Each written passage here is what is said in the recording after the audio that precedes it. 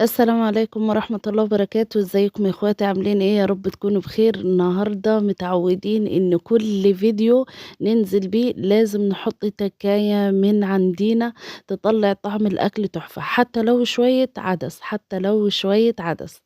النهارده هنعمل العدس بطريقة حلوة إن شاء الله يا رب تعجبكم.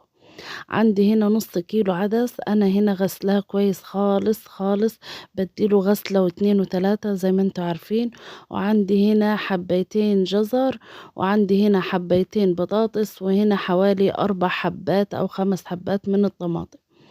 هاضيف الطماطم وهاضيف البطاطس طبعًا ده كلّه مغسول، وهاضيف عليهم الجزر، وبإذن الله هنضيف كمية المَيّة.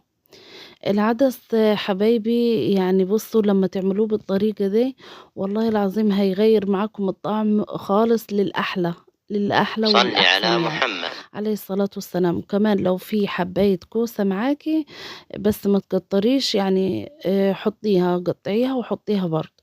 هياخد معايا هنا الفورة والتانية، هاسيبه لغاية ما البطاطس معايا والجزر والطماطم طبعًا تستوي خالص. الجزر هنا يا حبايبي أنا باقطّعه شرايح رهيفة علشان يستوي معايا بسرعة.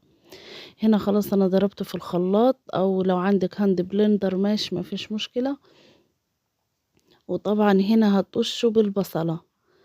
يعني لازم تعملي له بصلة كده ولو فص توم حتّة تومة كده معلقة تومة ترميها في قلبها ويبقى زي العسل.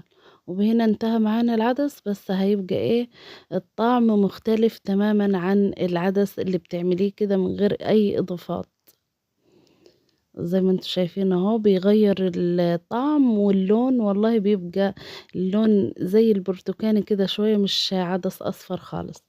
يا رب الفيديو يكون عجبكم، والسلام عليكم ورحمة الله وبركاته.